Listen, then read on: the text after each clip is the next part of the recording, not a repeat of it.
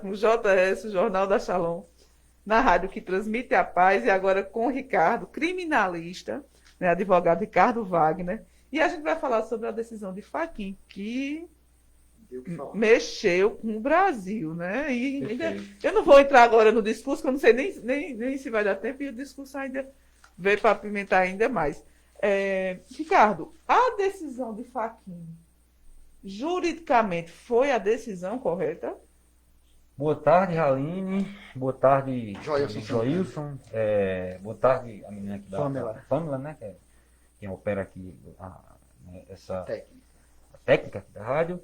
Raline, veja só, eu diria que essa decisão de Fachin já era esperada pelos juristas, né? Quem vinha acompanhando o desfecho desse processo já tinha uma noção, né, de que realmente a decisão de Fachin seria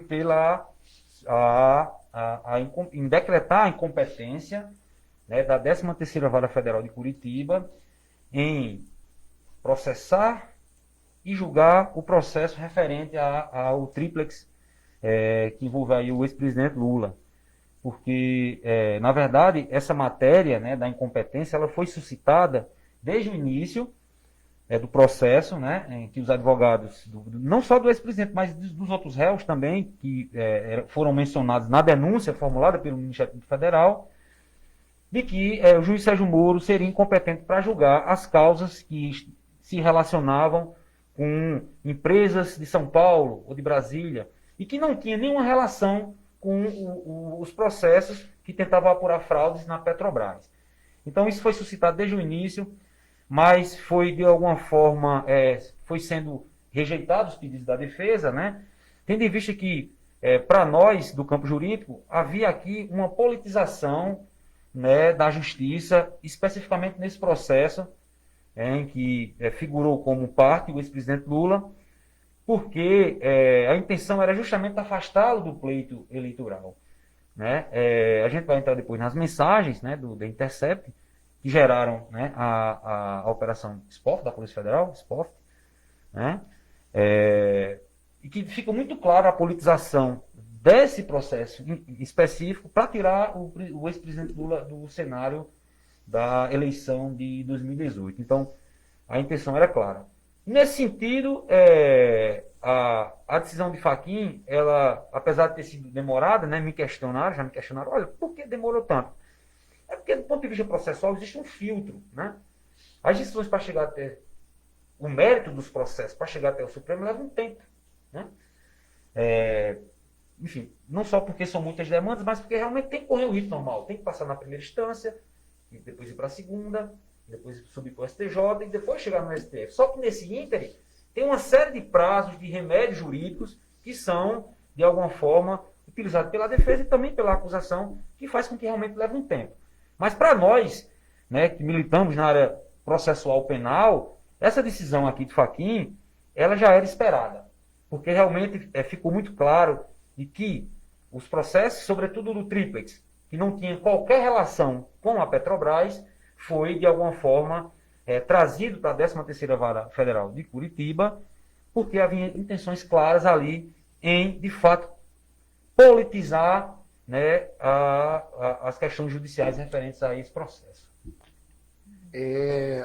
Ricardo, a gente entende de que nesse momento agora que se inicia agora, é uma nova etapa. Sim. Eu não tenho tanta propriedade para falar nessa questão, mas se inicia um novo processo jurídico na questão do Lula. Mas o que pode mudar daqui para frente nesse processo? Olha, veja bem, como a decisão do ministro Fachin de decretar a 13ª Vara Federal de Curitiba incompetente nesse processo, todos os atos produzidos nesse processo eles foram anulados. Tá? O que é que ocorre? Na decisão, e aí eu li a decisão, né, eu li ela toda na terça-feira, no dia posterior a ela. Está aqui, viu, gente? Ela está aqui. Quem Isso. quiser ver, tá. O que acontece? O que acontece é que o ministro Fachin, ele diz que é possível, aqui, como ele está remetendo o processo para a primeira instância, que seria o juiz de primeira instância, né, que iria aqui analisar esse processo, né, do ex-presidente, a decisão ficou, digamos assim, determinada que o juiz, né, vai começar tudo do zero, na verdade. No né? caso de Curitiba, vai para Curitiba Vai pra vai para Brasília. Pra Brasília. E para isso vai começar, pelo menos é assim que prevê a lei, que comece tudo do zero novamente. Então vai ter um novo julgamento, Isso. Vai nova vir a investigação, nova investigação. Perfeito, isso. Tudo do início, né?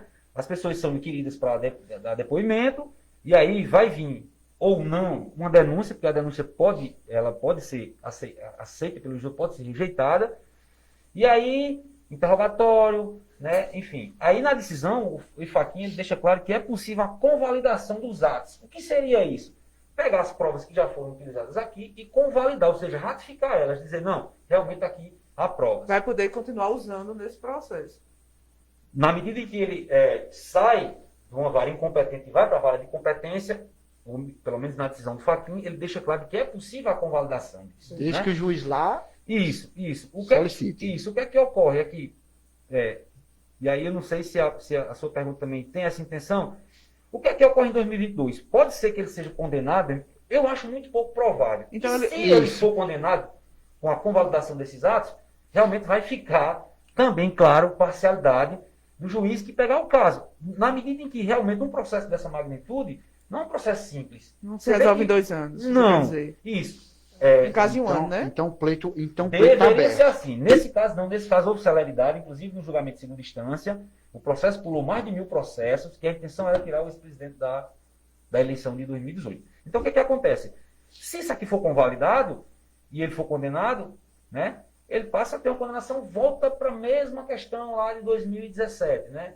Condenado, recorre, etc. E tal. Só que no juiz competente. Tendo em vista que as empresas que foram citadas nesse processo, que de alguma forma seriam as empresas que deram vantagem, né, aos réus que figuram nesse processo, segundo diz a denúncia, porque não foi comprovado, tá?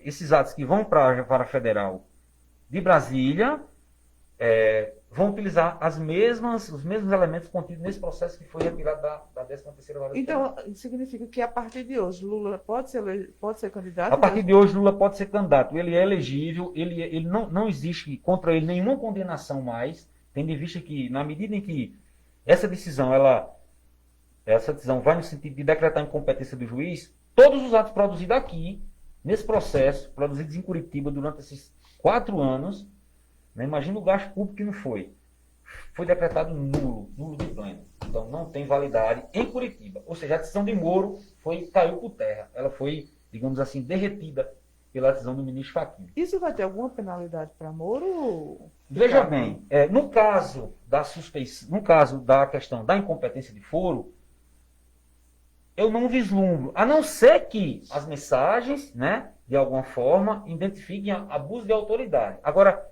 a decisão da terça-feira, que julgava a suspeição dele, que é uma decisão totalmente diferente dessa, né? Apesar de que o ministro Fachin poderia ter utilizado, porque as questões de vício nos processos são de ordem pública, podem ser arguídas a qualquer momento do processo, inclusive em primeira instância. Se ficar comprovado abuso de autoridade, sim. E na decisão do próprio Gilmar Mendes e do Lewandowski, eles citam que houve abuso de autoridade do ministro Moro na condução desse processo que figura o ex-presidente Lula. Então, a decisão diz isso. É possível reparação? Eu não acredito em reparação quando você fica preso. Quando você fica preso, seja 2 meses, 3, 4, 5 anos, quem é que repara, né? Você ter sua liberdade tolhida. Não tem como reparar. Não tem nem como mensurar. Porém, todavia, e ontem eu achei a entrevista do Zanin, ele fez uma live ontem junto com o Juca Kfouri, no TVT, eu achei, e o Zanin, ele tem essa compreensão de que é possível. Mas nesse primeiro momento, tenho que a questão maior é resolver essas questões, essa celebração desses processos, para possivelmente, se assim ele se achar no direito, processar o juiz Moro com base na lei de abuso da autoridade e de alguma forma tentar ressarcir algum valor indenizatório. Ô, Ricardo, no caso, então, a Lava Jato, ela deixa de ser, de existir no processo, ou apenas o processo relacionado ao ex-presidente Lula. Olha, veja bem, a decisão de Fachin, ela atinge apenas o ex-presidente Lula, tendo em vista que ela surgiu a partir de um habeas corpus, que é o habeas corpus 193.726, está à disposição de quem quiser na internet. Diz respeito apenas aqui ao caso do ex-presidente Lula. Tá? Foi aqui decretado nulo as provas nesse processo que diz respeito ao ex-presidente Lula. É óbvio que os outros réus devem ter também, né, a partir de suas defesas, ingressado também no sentido de ter aqui o mesmo pleito. Mas o que é que ocorre? Especificamente só nesse caso específico. Qualquer um dos réus que figurou em qualquer dos processos da Lava Jato, se sentir prejudicado com as mensagens que foram vazadas, que aí a gente vai ter que falar disso, né, podem também ingressar com os remédios processuais adequados, pedindo também. E provavelmente Olha isso aí vai acontecer com porque achismo. Claro. os advogados não são bestas, né? Eu achava que no contexto da Lava Jato, quando se falasse de Lula, automaticamente todos os outros estariam sido também isentados, assim, atingidos pelo processo, mas não. Até porque cada condenação é uma, né? Cada processo ele é individualizado, né? Obrigado, Então, Pamela. Então, cada processo ele é individualizado. E aí, quem se sentir no direito, realmente, de que foi prejudicado, lesionado, tem sim, né, digamos assim, a direito de ingressar na justiça e pedir também a nulidade, né? Isso macula muito a imagem da Lava Jato. O que me deixa muito triste, Ricardo, a gente tem algumas discordâncias em relação a isso, mas assim, o campo progressista, um dos gritos do campo progressista é que nunca se prende pobre e preto nesse país, né? Sim. E pela primeira vez a gente viu gente rica, branca e elitizada na cadeia por conta da Lava Jato. Sim. Né? Só que agora, quando você pega os vazamentos, Sim. né, a parcialidade, Sim. né, do ministro e da procuradoria, assim, totalmente, assim,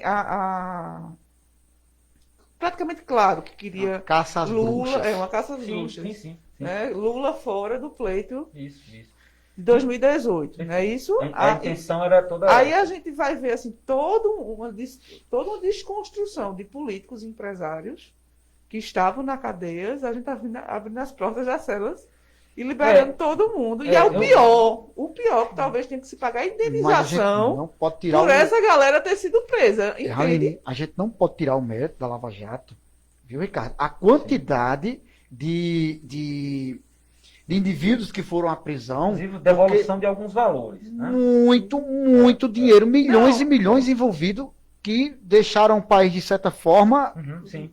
no vermelho. Sim. Não, mas eu não tô tirando o mérito da Lava Jato. Eu estou dizendo que Sim. macula. Verdade. Por quê? Mas Toda Veja, a conduta irregular do agente público, de fato, Porque macula, né? a gente está Realmente. falando de Lula agora. Você acha que todos os advogados que seus réus, seus clientes foram prejudicados, Vão procurar. não vão procurar e talvez consigam pela mesma justificativa? Isso. E nesse Olha. contexto, talvez a gente tenha que pagar o Estado, né? A conta. Tenha que pagar a conta disso. Vai ter que indenizar, porque se entendeu que houve parcialidade, que eles foram julgados de forma irregular, Sim. eles ficaram presos de forma irregular. sim. O que significa que vai ter que pagar a indenização a essas pessoas. Vai lá, Imagine. Tá entendendo o que eu tô falando? Raline, deixa o homem falar. Isso, Deixa o homem falar. Eu quero Raline, saber se meu raciocínio está correto. Eu, assim, concordo com você em partes. Eu acho o seguinte, combater a corrupção, ele tem que existir. Né? Não, mas eu quero rapidinho. Meu raciocínio está correto em relação a esse pessoal aí? Como eu disse, as pessoas que se sentiram lesadas pelas mensagens, me parece que o foco maior foi o ex-presidente Lula, mas alguém que se sentiu lesado, né, de alguma forma, pode sim tentar ver questões aí de mudança processual nos seus processos. Mas o que eu quero dizer é o seguinte, o combate à corrupção ele é necessário, né? Ele tem que existir, porém, esse combate à corrupção não pode ser feito assim, eu vou usar um termo aqui que eu acho que os ouvintes, todo mundo conhece, nas coxas, né? Nas coxas era aquela expressão que se fazia antigamente. Popular. Isso, nas coxas, né? Fazer o barro todo jeito, né? Botar Tudo nas coxas. Então não pode ser assim. Existem regras claras, né? Dentro do próprio Código de Processo Penal, da própria Constituição Federal. E essas regras elas têm que ser seguidas, respeitadas, sobretudo pelos agentes públicos. que devem obediência à lei, né? Esse combate à corrupção não pode ser, digamos assim, não pode virar uma bandeira política. Porque quando vira uma bandeira política, é ruim para o país. É ruim, porque isso macula de fato a justiça. Esses dias o professor Lenny Streck, né, professor Dr. Lenny Streck, que é um dos maiores juristas, digamos assim, do Brasil, né, e do mundo também, ele diz que isso, e aí Gilmar Mendes também repete, porque Gilmar Mendes é um leitor voraz do meu guru Lenny Streck, diz que é possível que a Lava Jato, os excessos dela e os abusos dela, talvez figurem o maior escândalo de corrupção dentro do Poder Judiciário. Dentro do Poder Judiciário. A gente está falando dos escândalos e das violações, tanto de violação da defesa, isso, dos excessos. Eu vou dar um exemplo, claro, a gente tem que retomar. Em 2016, o ex-presidente Lula foi conduzido coercitivamente para o aeroporto de Guarulhos, São Paulo. Né? Aquele show midiático. Aquele show midiático que simplesmente participou 200 policiais e 30 auditores da Receita. Você sabe o custo que foi isso? Para quê? Para quê? Primeiro, ele não foi intimado. E o processo não mostra isso em nenhum momento. Porque se ele fosse, como ele bem disse, já seria ilegal. Já seria ilegal. A lei diz que é necessário uma primeira intimação. Qual era a ideia? E aí eu só soube disso essa semana porque o The Intercept vazou mensagens que antes dessa condução coercitiva existia um complô entre o procurador da República, o procurador federal, chefe da operação Lava Jato, né, dessa que ele chamou de Força-Tarefa, o Deltan Dallagnol. Ele manipulava junto com os procuradores no sentido de encontrar provas que, de alguma forma, incriminassem Lula para que eles dessem um flagrante. Eles queriam um flagrante. E sabe qual era o que eles estavam querendo? Inclusive está nas mensagens. Eles queriam um crucifixo que estava na parede quando Lula era presidente. Isso foi divulgado na Isto É, em várias revistas na época, sobre a questão dos bens, que o presidente, quando sai do seu mandato, tem bens pessoais que ele ganha de presente, e é dele. E a própria legislação diz isso. E aí eles tentavam, de alguma forma, achar um Cristo que diziam ser da época de Aleijadinho. Isso está nas mensagens. Isso está nas mensagens. Então havia uma obsessão muito grande por essas pessoas em encontrar provas, manipular essas provas, para, de alguma forma, tentar envolver o presidente Lula em alguma conduta criminosa para poder dar o flagrante. Como não conseguiu, e o próprio Sérgio Moro, nesse período que antecedeu a condição coercitiva, também conversou com eles dentro do grupo do Telegram, né? No sentido de que eles tivessem cautela, que esperassem a fotografia para saber se o crucifixo era mesmo o que se falava que estava lá na época, desde Itamar Franco, né? Tudo isso estava nas mensagens. O juiz não pode participar disso. O juiz tem que ser imparcial. Não pode. Olha, tem mensagem assim que é O coisa juiz absurda. não pode estar Não pode. aconselhando a Não pode, promotoria. tem que produzir a Né? prova quem acusa. Se ele recebe uma acusação, o juiz tem que ser imparcial para receber a acusação, saber se quem está ali acusando tem provas, e você vai ter que se defender. E ele vai julgar. Se não tiver prova, ele tem que lhe absolver. Se tiver prova, ele pode lhe condenar. Então é assim que funciona. Essa imparcialidade ela tem que existir, porque senão você corrói o sistema.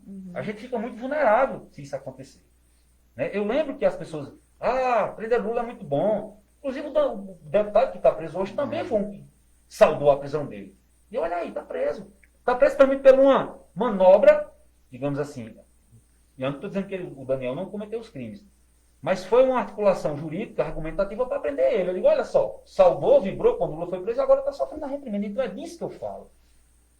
A gente tem que resguardar as questões de princípios. A gente tem que usar esse... O juiz ele tem que ser imparcial. Claro que o juiz não é um robô, mas ele tem que ser imparcial. Ô Wagner, falando em senso comum, assim, direto, assim, para que as pessoas entendam. Hoje, eu vejo assim que a última instância que nós, cidadãos, esperamos que não seja corrompida para que proteja tanto a Constituição Federal que nós tenhamos hoje é o Supremo. Sim.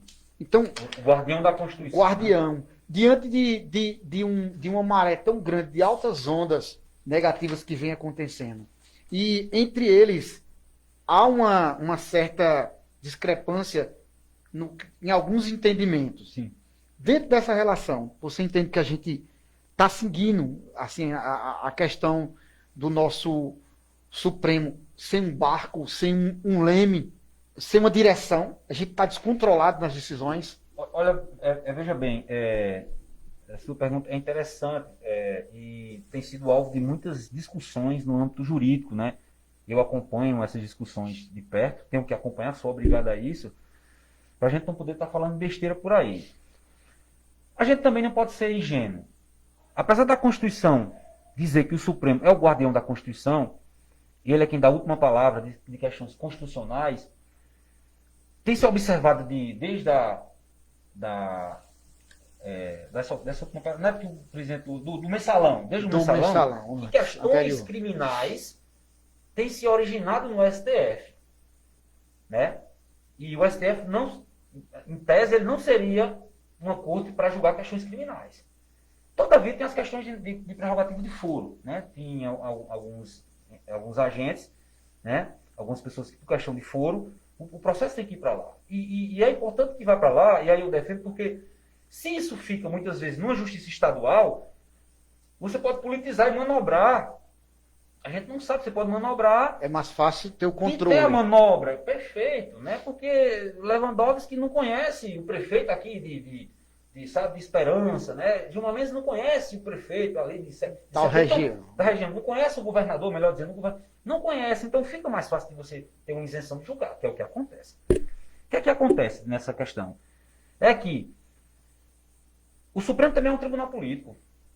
Pela própria estrutura, porque até pelas escolhas, vem de indicações. Isso e agora, não, em relação à indicação. As indicações. Então, essa questão de discrepância, e aí você coloca bem, de decisões, né, muitas vezes advém das questões de uma certa pressão política, como aconteceu no caso de Gilmar Mendes, né, que em 2016, gosto muito de Gilmar, mas eu critico decisões de Gilmar, não a pessoa de Gilmar. Eu não faço politização ou politicagem com ministros, né, com ninguém da justiça. Eu analiso decisões incompletas. Deu uma decisão, Dilma estava para nomear o ex-presidente Lula, né, para o ministério, e aí, né, vazou uma conversa, inclusive legal, né, de que Dilma ia nomeá-lo para ele ter o foro privilegiado. E aí ele vai dar uma decisão esdrúxula, a meu ver, não tem nenhum fundamento jurídico, né, proibindo um ato que sequer existiu.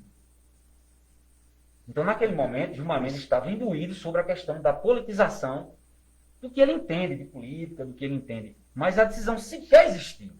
E ele proibiu. Mas proibiu o quê? Proibiu nada. Porque não existia nenhuma decisão de nomear Lula. Então, esse é o problema. A gente não pode saudar ou aplaudir quando a justiça está politizada. E aí essa discrepância, muitas vezes, de compreensão, parte, né? Que aí eu digo, o juiz tem que ser imparcial, mas não é isento. Tem questões morais das quais ele também, na decisão dele, ele coloca ali, às vezes, até implicitamente. Ricardo. Então isso é que é ruim. É a politização da justiça que faz com que as discrepâncias, os entendimentos sejam discrepantes, no ponto de você ter que inventar aí, ou de alguma forma criar uma narrativa para justificar a sua decisão. E como é que o Supremo entrou nessa de impedir a eleição de Lula, a candidatura de Lula 2020? Aline, eu vou sair um pouco do direito. Vou tentar falar da minha concepção do que eu entendo de política. Naquele momento, né, existia toda uma pressão para que Lula não fosse o candidato. Inclusive pressão essa também reproduzida por muitos meios de comunicação. Né? O tiro saiu pela culatra, né? Isso. Eles esperavam o outro. Perfeito. Então, eu vou dar uma opinião, tá? Eu vou dar uma opinião. Creio eu que o ministro Gilmar, naquele momento, estava, de alguma forma, tentando resguardar essa mediatização que existia, não só em relação à questão da Lava Jato, apesar de hoje ele ser um crítico ferrenho da Lava Jato, mas essa pressão que existia na figura do ex-presidente. Então eu creio que, pelo menos, eu estou dando uma opinião, tá? Eu creio que ele também, quando deu aquela decisão de algo que nem existiu, né? Que não nomeou ninguém, ou melhor, não nomeou o ex-presidente, ele fez imbuído nessa questão da politização. Porque assim, talvez... Isso fragiliza a justiça. Eu acho que talvez o Supremo entrou mais na onda do povo, tá. né? Porque é o seguinte, eu não acredito na inocência de Lula. É uma opinião de senso comum. Sim. E você tem direito de dizer. Eu não acredito que Lula ceder uma granja daquele porte para Lula sem nada em troca. tá? Eu não acredito que aquele triplex foi oferecido a Lula. Que convenhamos, viu? Convenhamos, só botar uma pausa, você depois conclui, convenhamos. A denúncia aqui fala de desvios, no geral, né? Ele fala de desvios de vários agentes públicos na casa de 3 bi. E o triplex só vale 1 milhão. Então, eu compreendo o que é o que dimensão é essa de que é. você está tentando apurar um triplex que não vale nem 1 milhão, pequeno, inclusive, não tem 56 metros quadrados, tem auditor federal aqui que tem um prédio 2 vezes maior do que aquele. Dentro de um esquema de corrupção que eles mencionaram 3 bi, né? Então, não, aí cadê o resto? aí Onde onde eu vou tá? entrar. Para onde for. Eu não acredito que houve aqueles privilégios, eu não acredito que ele não sabia. Existem outros elementos do PT, como Palocci, como Disseu, né, que é fato, né, da corrupção. Eu não acredito que Lula estava alheio, até pelo tipo de gente que ele teve que se aliar para poder fazer determinadas medidas no país, e também não vou desmerecer o que Lula fez pelo país, principalmente pela classe C e D. Perfeito. Porque eu estava conversando aqui com o Joel exatamente isso. O povo não quer saber se o Quase político agarrando rouba ou aqui, não, porque eu não vou nem essa questão de qual é o que não rouba, né? Sim. O povo quer saber que o busto esteja cheio. E o Eu busto do povo, na época de Lula, estava cheio. já vou falar assim. Não, deixa eu só terminar de concluir minha ideia. Mas aí eu estou no senso comum. Eu não tenho poder jurídico, nem compreensão jurídica para colocar alguém na cadeia baseado em suposições. E o que me deu a entender depois de tudo que eu vi, li, conversei com você e outros advogados, é que a Lava Jato criou, e o STF comeu essa ideia, uma ideia. Ele deve ter feito isso, feito até o Datanhol disse, né? Eu tenho convicção. Mas não tem prova, né? E ninguém pode ser preso ele por tem que ter a prova. convicção. Dallagnol tem que ter a prova. Se não tiver a prova, você tem que ter a prova. Um amigo meu que é advogado disse assim, ali ninguém no Brasil seria preso em Isso. base daquilo, porque não havia Perfeito. prova, não havia Concreta. um e-mail, não havia uma Isso. assinatura, não havia dinheiro, nada. Perfeito. Eu também não duvido que Lula é inocente, Sim, mas eu também. não posso. Deixa eu falar, que eu tô aqui com a língua Vá, pensando fala. aqui. Diz um amigo meu que trabalha comigo e disse, olha, eu não sei se é a palavra do meu amigo, tá? Ele trabalha comigo, eu não vou citar o nome dele, ele diz assim, eu não sei como é que a pessoa é um presidente de um país, não pode ter uma granja. Quer dizer assim, claro que ele fala de uma forma assim, sem muita conhecimento, porém a gente entende. É claro que um presidente pode ter não só uma fazendinha, ele pode ter milhares de fazendas. Tem o caso de Fernando Henrique, que tem muitas fazendas. Mas o que se entende aí é que existe toda uma cadeia que se articula para que outros benefícios, não à população, mas para aquele político, seja oferecido. Né? E eu abro aspas que digo que Lula realmente foi um dos políticos que mais articulou com a questão social aqui no nosso país, Os projetos de ampliação, né? embora tenha-se essa questão Teve o envolvida troco, né?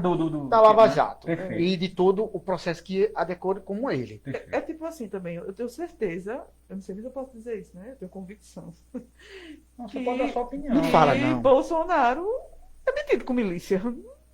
Tenho. Inclusive existe processos, né? Agora daí não tem uma prova realmente. Preparar o golpe, né? Mas não existe uma prova realmente que diga vamos prender Bolsonaro, Isso. porque ele comete atos de Isso. miliciano. E Perfeito. não é isso, Ricardo? Olha- Agora, eu acho difícil que tudo aquele mundo envolvido. Olha Isso, né? isso.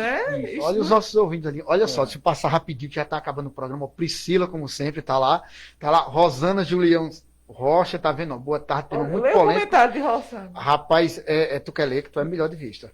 Não se pode negar os excessos e arbitrariedades cometidos pelos poderes, Perfeito. que deveriam dar exemplos à nação. Isso é vergonhoso. Isso. Perde-se a credibilidade da justiça. Perfeito. Muito bem, Rosana. Baseado nisso, né? Muito bom comentário aí da Rosana Julião. Juliana. Ó, É minha esposa. tua esposa?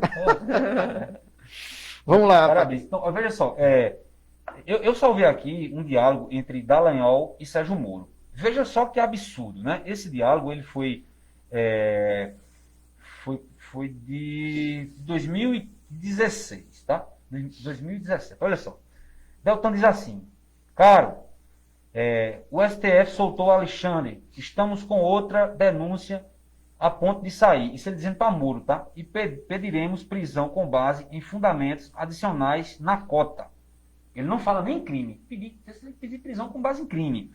Se você puder decidir isso hoje, olha só, se você puder pedir ao juiz, antes do plantão e de eventual extensão, mandamos hoje. Se não, enviaremos segunda-feira. Seria possível apreciar hoje? Aí Moro diz, não creio que conseguiria ver hoje. Mas pensem bem, se é uma boa ideia. Teria que ser fatos graves, diz Moro, né? Meio-dia ele diz isso. Aí ele diz aqui, né, Moro? Na segunda acho que vou levantar o sigilo de todos os depoimentos da FB. Não vieram com sigilo. Não vejo facilmente o risco de investigação e já estão vazando mesmo. Devo segurar apenas que é sobre negócio da Argentina e que é novo. Algum problema para vocês? Deltan diz, já respondo. Aí Moro diz, marcado então? Pergunta. Decretei nova prisão de 3 da Odebrecht, tentando não pisar em ovos. Receio alguma reação negativa do STF. Convém talvez vocês avisarem a PGR. Aí Deltan disse, marcado, show. Isso aqui é um absurdo. Isso aqui é um absurdo sem precedentes. Moro aqui, ele rasga o Código de Processo Penal, ele rasga a Constituição junto com o Dallagnol. Ele comunica suas decisões, né? Perfeito, não pode isso aqui. Então, ele é sim um juiz suspeito. Essa decisão está corretíssima, né? Embora a gente já soubesse, mas as mensagens que são verídicas, eles não negaram, em nenhum momento as mensagens, não negaram, são verídicas sim. E outra coisa, não é ventilaram que isso aqui era prova ilegal dentro do processo, né? Dizer, não, mas é ilegal, foi um hack que... Não é legal. Por quê? Não é legal. Porque o agente público, ele deve obediência ao princípio da transparência. A gente tem que saber o que é que os agentes públicos estão fazendo. Agora, se eles estivessem conversando num grupo privado, seria legal.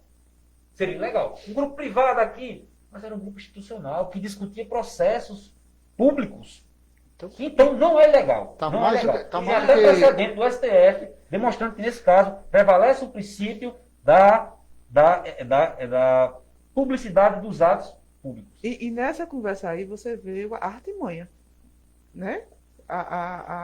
O conluio mesmo. Perfeito. Pedindo ajuda ao juiz. Ele pede ajuda ao juiz. Sim. Né? E o juiz comunica um ato sim. a uma ala interessada. Você vê como é um covil na política ali que inflama e maquina o mal, porque na verdade ali isso é uma quadrilha. Para mim é uma quadrilha. Uma frase que Gilmar disse isso, né? Quadrilha, né? Não, é uma quadrilha. Não se combate o crime cometendo outro crime. Claro, né? Ou seja, os fins não justificam os meios. Né? Deveria ter seriedade nisso.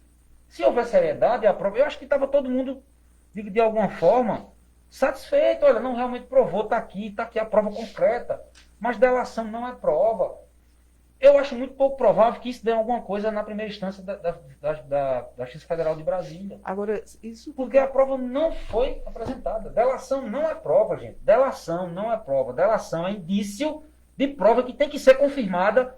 Porque senão assim... Em sede de audiência com base no contraditório e não... Qualquer cabueta pode... Até 2022, o próximo pleito, esse processo que agora foi para Brasília, ele pode atingir, no caso, novamente, o ex-presidente, para ele não poder ter a inegibilidade de concorrer? É possível. Eu não acredito, mas é possível se houver aí, de certa forma, uma articulação de funcionários também da justiça, eu estou falando de juízes, procuradores, no sentido de acelerar isso e passar isso na frente de outros processos. E ele tem que ser julgado a segunda instância para poder ser inelegível, né? Julgado, então, eu não acho. Ou seja, eu vou dizer, eu vou dar uma opinião. Não, porque a gente só fica inelegível quando você é julgado em segunda instância. Quando você confia. Para 2022, Lula está no jogo. Na disputa. E é um nome forte. É verdade. Né? E agora, com essa, eu diria que com o desfecho desses processos, e com um processo que julga a suspeição, veja bem, o processo que julga a suspeição, diferentemente desse, anula tudo, tá? Nada presta. Deixa eu fazer uma pergunta agora. Como nesse momento agora, Lula tá limpo. A popularidade de Lula tá sim. começou a subir. Não existe nenhuma condenação hoje contra o ex-presidente Lula. Não existe prova de crime concreto contra o ex-presidente Lula. Não há prova de que ele recebeu qualquer vantagem devida, seja da Petrobras, seja de Léo Pinheiro, que é um dos delatores desse processo, né? Da Odebrecht. Da Odebrecht, não existe. Não existe. Como é o nome da construtora da Triple X? ABS, não? OAS. O Tríplice é em nome da OAS, né? Então, a título de hoje, o ex-presidente Lula está limpo, apto a ser candidato e um candidato muito forte, tá?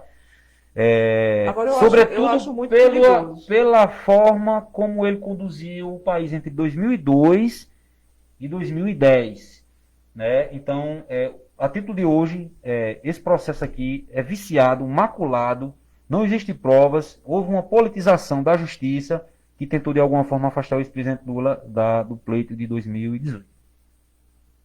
Mais alguma pergunta? Se Lula tivesse continuado, eu acho até que são 2 mandatos, 8 anos, se tivéssemos o 3º mandato, eu acho que com certeza para mim ele tinha levado mandato. Dilma foi uma continuação, assim, Mas não Dilma, vejo ele saindo fora do jogo, não. Dilma, ela caminhou um trecho em que ela seguia a linha do pensamento do que o Lula tinha feito. Porém, devido a polemização, o pessoal... Falta muitas vezes de traquejo, né? Exatamente. Eu acho que ela não é poder, política. né? Ela não é política. Não, ela é gestora, né? Ela é gestora. Ela não teve a experiência. Ela foi ministra de Energia, não foi do mandato dele. Bateu de frente, né, com muitos deputados e ali é um covil, né? Inclusive com o próprio Lula, né? Isso. Então, só para finalizar, Aline, deixar claro, isso aqui que a gente está discutindo é a decisão de Fachin, tá? A decisão da suspeição não foi estar com o ministro Cássio, né? E aí ele pediu a vista, e é natural, o ministro que acabou de chegar, um processo volumoso dessa forma, é natural que ele pedisse vista mesmo do processo. E aí, o outro processo dá um outro programa. Pois é, verdade. Desfecho dele dá um outro programa. Assim, para as pessoas não acharem que eu sou uma perseguidora do PT, o que eu acho que Lula não era inocente, já eu acho que Dilma era inocente. Não, e Dilma foi... o processo contra Dilma foi, sim, arquivado, né? Vanderlei. Falta de prova. Que o Vanderlei está nos dizendo ali, ó. Jornal número 1 em notícias verdadeiras. O Vanderlei Tavares. Muito obrigado, Vanderlei. A gente tenta. Assim, tenta não. Fake news, se passar, é porque a gente realmente foi enganado. Aqui, se passar, a gente foi enganado pela Até porque fake nós news, somos né? povo, né? A gente também vive mas o que todo a gente mundo está tenta passando. realmente sempre só passar a verdade e opiniões, né? De pessoas que tenham competência de falar em suas áreas. Não vi os rostos, estou vendo agora. Olha lá, boa tarde. Boa tarde, Vanderlei. Está vendo aqui todo mundo mascarado, não sei até quando. É verdade. Então, assim, Dilma já, desde o processo, antes de. Quando ela falou, estão querendo. Foi exatamente porque ela não entrava no coleio do jogo. Eu acho que ela era uma péssima gestora. Isso aí. Mas jogo da política. De entrar no jogo, de passar a mão. Né? O Eduardo Cunha pediu crime apoio, de não deu. irresponsabilidade fiscal, todos cometem. Isso aí. É muito bom entender. Puxa daqui para jogar para ali, para cobrir ali. Isso não foi uma característica de Dilma, não. Isso foi de todos. Eu acredito aí acompanhando tudo isso, a maior das aberrações da Operação Lava Jato, da Força Tarefa de Curitiba, foi, e aí vai ter um processo, inclusive já há denúncias, né, contra Deltan Dallagnol, foi quando eles procuraram os procuradores nos Estados Unidos para tentarem, de alguma forma, negociarem multas oriundas de empresas norte-americanas que fizeram um contrato com a Petrobras. Então, a ideia é eles pegarem essas multas... para outro programa. Perfeito. 2 bi. E criar uma fundação privada, que aí já é uma aberração, o servidor público não pode fazer uma coisa dessa. A meu ver, isso foi uma das maiores aberrações, que demonstrou muito claro que a ideia da Força Tarefa de Curitiba, né, não era o combate à corrupção, mas era se fortalecer politicamente para poder, de alguma forma, com base nesse dinheiro, né, colocar candidatos à disposição. Derrubar um plano de governo, né? Essa mutreta, né, que ela pudesse permanecer. E aí o Supremo proibiu isso, né? Que realmente não pode. E a prova das intenções de Moro, que para mim, eu gostava de Moro, eu era uma fã de Moro. Muita gente, né? Para mim, eu me decepcionei com Moro. Um amigo meu, advogado, professor também de Recife, ele disse o seguinte: A gente vai saber se Moro realmente é quem a gente acha que é, e ele já era contra Moro na época, se quando o Bolsonaro já era candidato, ganhar, e ele for para o ministério, viu? Aí você vai me dizer, você vai lembrar de mim, se Moro é corrupto ou não. Aí Moro foi indicado e aceitou. É Mas nada. eu lembrei dele na demonstrou hora. claramente ali a parcialidade. né? Não, a Lima mostrou que já tinha um cunho, né? A gente não pode sim, nem, sim, a gente sim, não sim, pode nem estar sim. falando muito, porque a gente pode. Não, mas isso que a gente tá falando da profissão, né? Não, Pelo amor de Deus, porque a gente tá liso. São questões Ele ainda tem um públicas. carro, ele ainda tem um carro de são luxo, eu questões tô andando. eu não tenho, não. Eu tenho uma motinha. São questões públicas que estão dentro dos processos, né? Estão dentro da realidade. Pelo amor de Deus. Não, você não cometeu nenhum tipo de Não, difamação. Não. Desse tipo. Posso lhe E garantir. qualquer coisa você vai Posso lhe garantir. defender a gente de graça, Ah, viu? pois é.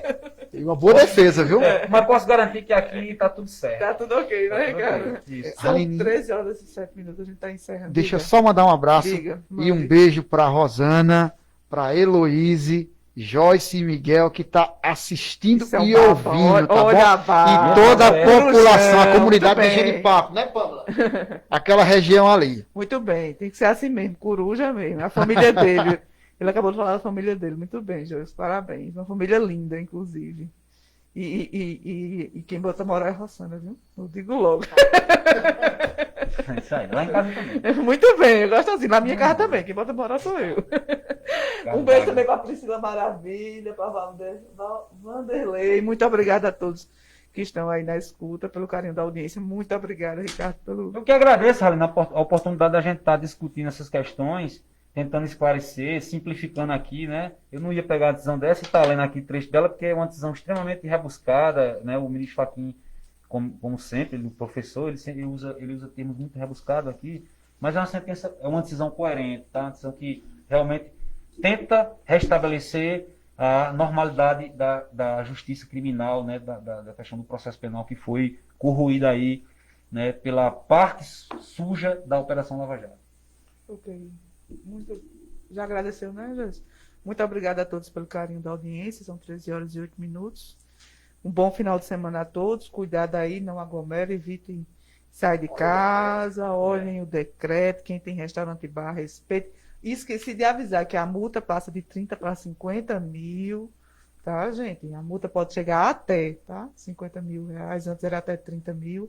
Agora ela pode chegar até 50 mil. E não adianta a gente pensar apenas na economia e não pensar nas vidas. Lógico, a gente precisa da economia, a gente precisa viver, a gente precisa comer. Eu sou totalmente contra o lockdown, mas as medidas protetivas e que a gente possa se prevenir e precaver, aí eu sou totalmente a favor. Muito obrigada a todos e até segunda, se Deus quiser.